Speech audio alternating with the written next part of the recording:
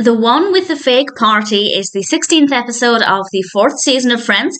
This is directed by Michael Lembeck, and as always, there will be spoilers as I go through the episode and share some thoughts. Usually with Friends, or at least more recently, I've been grouping my thoughts by part of the narrative. But with this one, everything seems to tie together really nicely. So I'll talk very briefly about the part of the story that focuses on Phoebe, and then I'll get in with really the main two narratives that focus on Ross and Emily, and Rachel and Joshua. And as I said, there will be spoilers from now, and I really enjoy this episode. I feel like I say this often, but I feel like it's one of the most iconic episodes of Friends. But there are just so many amazing episodes that really stand out because they're so memorable in different ways, and this is absolutely the case here. So with Phoebe, Phoebe is struggling to find foods that don't make her nauseous. This is, of course, because she's pregnant, and she smells something, and she follows it into the bathroom. And I just want to say as an aside, I love the shower curtain. I would absolutely have that shower curtain. It's a map of the world. Absolutely adore it. And Joey is in the shower, eating a bologna sandwich, and Phoebe realizes the baby is craving meat. And she tried to find alternatives. For example, she tried a soy burger, I believe, and it just wasn't working. It wasn't effective. She was still feeling nauseous. Ultimately, she decides to eat meat because it's the only thing that will help her feel better. And I'm not a vegetarian, so I can't comment in that regard, but I don't think that it makes her a bad vegetarian. I think she's doing what is right for her health and the baby's health in that moment, because nobody wants to feel nauseous for the remaining 6 months or however long it would last. So I feel like if you're a vegetarian, you might have stronger thoughts on that. I'd love to know what you think, but for me, I don't really think badly of Phoebe. But then again, my opinion might not matter too much there. And Joey does the sweetest thing ever, and he agrees to not eat meat for the remainder of Phoebe's pregnancy. And what I'm going to do now, but if anybody can comment on this either way, please feel free. I'm going to be extra vigilant to see if Joey actually does ever eat meat between now and the birth. I don't think I've ever actually sat down to do that and pay full attention. There are plot holes and inconsistencies in Friends here and there. I don't care about them. In fact, I think they're fun. I think they're charming. And I'm keen to see if Joey has, I don't know, pizza with pepperoni on it. I'm going to watch out for that. But if anybody has noticed anything like that, please feel free to let me know. But it's a really sweet part of the story. We then get the rest of the episode, and Emily, to her credit, tries really hard here. I've mentioned previously that I don't really like the character. I don't think she's a very likable character. But here she's making a joke about stealing something from a gift shop. She's trying hard to be likable, and I think she's making a really good effort. And I admire her for doing that. We find out she's leaving in 2 days' time. Ross is obviously really devastated by this. Meanwhile, Rachel is trying to find a way to attract Joshua. We find out he recently went on a date. He's not ready yet. Nothing is going to plan. So Rachel has a new plan. She's going to throw a surprise bon voyage party for Emily that's actually for Joshua. And although Ross is reluctant to agree to this, Emily kind of comes into the apartment while they're discussing this, and Rachel holds up the banner, so they kind of don't have a choice but to go along with it now. And then we have the party, and it's so much fun, and Gunther is there, which is really, really random, but I do love him in this, and I love what he brings to it.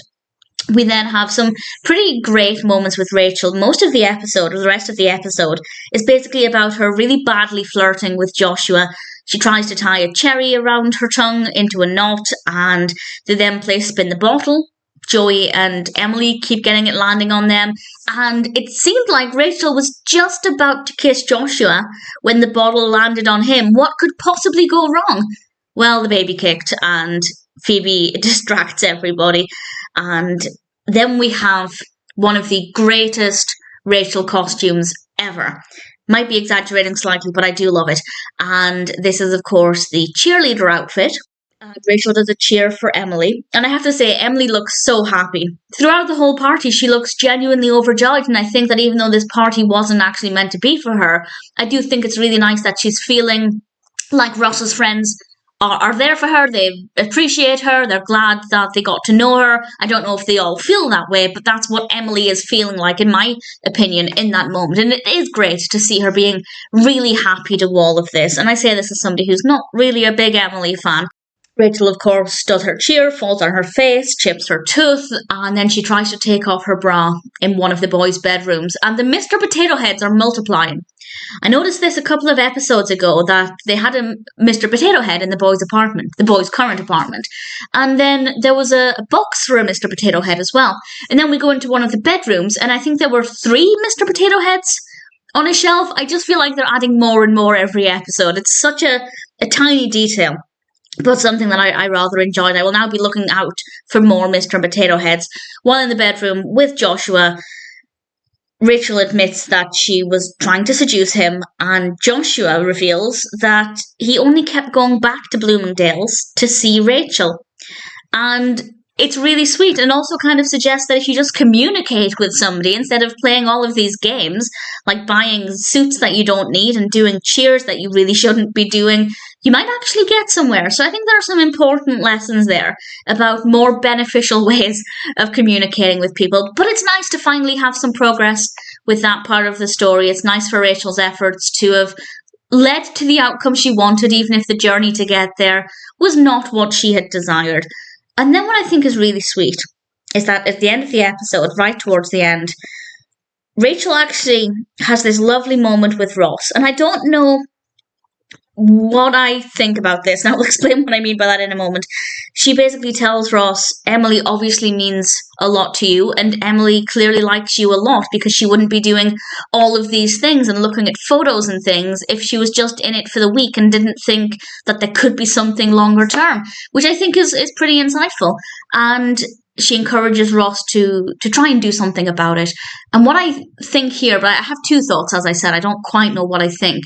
On the one hand, this could indicate that Rachel is starting to accept that the relationship with Ross is never going to happen, and that she's encouraging him to move on with Emily because she wants the best for him. On the other hand, this is happening just after Rachel has made progress with Joshua. So her mind isn't really on Ross at the moment. Her mind is purely on Joshua. So in the moment, what does she care if Ross dates somebody else, because she's got what she wanted? And I don't know. I don't know whether I think she's, at this point in the show, whether she's genuinely wanting Ross to date other people for his own happiness, or if she's just so wrapped up in Joshua that at the moment she doesn't really care. If anybody has any strong thoughts either way, I'd love to know what you think of it. But at this point in the show, I really don't know. I really don't know how she feels, but I'll say no more than that, as I don't want to risk any spoilers for any future episodes. I really enjoyed this one. As I said, I do feel like it's one of the most iconic episodes, even though I know I say that all of the time. We have a lot of great moments. Obviously, Jennifer Aniston gave an amazing performance, absolutely the star of this particular episode. And it's also great to have Gunther. I just love Gunther in this. It's really random, but also really delightful. Great episode. Really thoroughly enjoyed it. The one with the fake party is always going to be brilliant.